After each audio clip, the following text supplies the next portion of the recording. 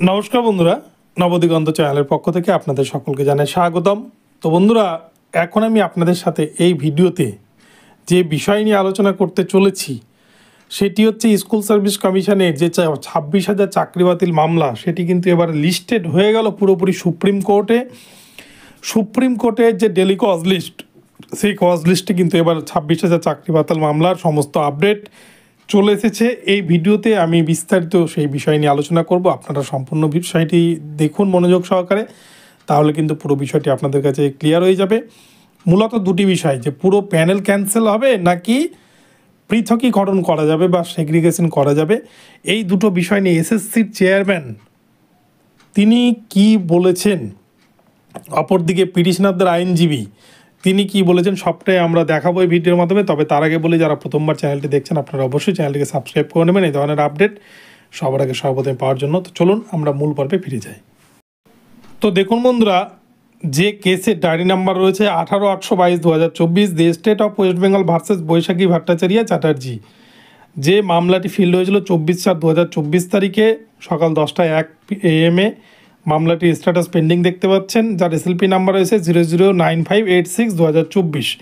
তো মামলাটি দেখুন প্রেজেন্ট লিস্ট বা লিস্টেড অন 19/12/2024 তারিখে honourable chief justice Sanjiv Khanna sir এবং অনারেবল মিস্টার জাস্টিস সঞ্জয় কুমারের বেঞ্চে সিএল নাম্বার কিন্তু 1-এ রয়েছে মামলাটি, অর্থাৎ 1 নম্বরেই মামলাটি কিন্তু কজ লিস্টে চলে এসেছে এবং সেদিন কিন্তু 1 নম্বর থেকেই মামলার শুনানি করাতে চলেছেন সুপ্রিম কোর্টের বিচারপতিগণ।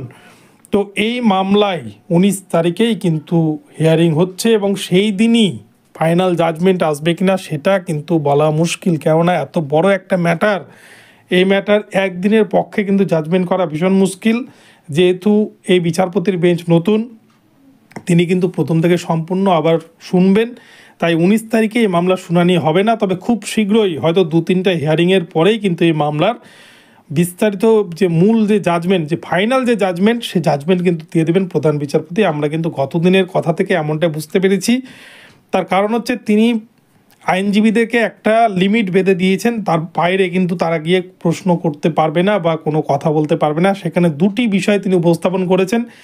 যেহেতু কলকাতা হাইকোর্টের বিশেষ ডিভিশন বেঞ্চ বিচারপতি দেবাংশু বসাক এবং বিচারপতি মোহাম্মদ সাব্বার রাশিদির ডিভিশন বেঞ্চ এই প্যানেলটাকে, পুরো সিলেকশন প্রসেসটাকে বাতিল করেছে, যেখানে 17টা কিন্তু কারণ রয়েছে, যে কোন কোন কারণে এই প্যানেল বাতিল হয়েছে সেগুলো আপনারা জানেন। এই 17টা কারণকে দেখিয়ে যেহেতু বাতিল হয়েছে, তাই সেই জায়গায় এটা রাজ্য সরকার চ্যালেঞ্জ করেছে ডিভিশন বেঞ্চের রায়কে, এবং সেই জায়গায় দাঁড়িয়ে সুপ্রিম কোর্ট শুধু দুটো বিষয় জানতে চায়, যে প্যানেল ক্যান্সেল করবে নাকি পৃথকীকরণ করা সম্ভব হয়েছে, যে কারণে কিন্তু পুরো প্যানেলটা বাতিল করতে বাধ্য হয়েছিল কলকাতা হাইকোর্ট।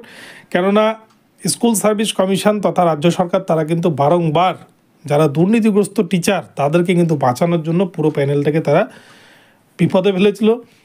এখনও কিন্তু স্কুল সার্ভিস কমিশন তাদের যে অবস্থান, তারা কিন্তু বারংবার বলে আসছে তাদের হাতে মাত্র 4,000 দুর্নীতিগ্রস্ত শিক্ষক শিক্ষিকা রয়েছে।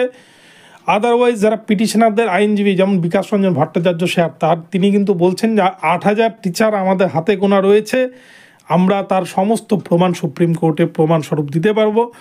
তো এইখানে কিন্তু বার্তা সাধবে। অপরদিকে সিবিআইয়ের রিপোর্ট তো আছেই, সিবিআই রিপোর্টে কিন্তু সংখ্যাটা আরও অনেক বেশি।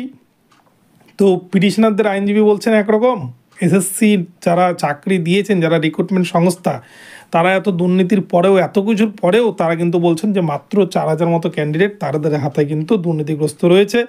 তো এই জায়গায় দাঁড়িয়ে স্কুল সার্ভিস কমিশন যদি তাদের অবস্থান সঠিক না করে, যদি পৃথকীকরণ সম্ভব না হয়, তাহলে কিন্তু আবারও পুরো প্যানেল বিপদের মধ্যে পড়বে, পুরো প্যানেলটাই কিন্তু বাতিলের মুখে অগ্রসর হচ্ছে, এটা কিন্তু বলাই বাহুল্য। তো 19 তারিখ থেকে কিন্তু কাউন্টডাউন শুরু, সারা ভারতবর্ষব্যাপী এই মামলা একটা বড়সড় প্রভাব ফেলতে চলেছে। আর এই মামলায় যা রায় আসবে তার পরবর্তী মামলাগুলোতেও কিন্তু সুপ্রিম কোর্টে একের পর এক সেই ধরনেরই কিন্তু রায় আসতে পারে। তো দেখা যাক কি হয় এই 19 তারিখের মামলায়। তবে 19 তারিখের দিনটি একটা ঐতিহাসিক দিন হয়ে বা স্মরণীয় হয়ে থাকবে বলেই কিন্তু মনে করছেন শিক্ষাবিদ মহল। তো বন্ধুরা, আপনাদেরকে আপডেটটি জানালাম, আপনাদেরকে প্রতি মিনিটে মিনিটে আমি এরকম আপডেট জানাতে থাকবো। আবার নতুন আপডেট পেলে জানিয়ে দেবো। ভিডিওটি ভালো লাগলে অবশ্যই চ্যানেলটিকে সাবস্ক্রাইব করে দেবেন। দেখা হচ্ছে পরবর্তী ভিডিওতে। ধন্যবাদ।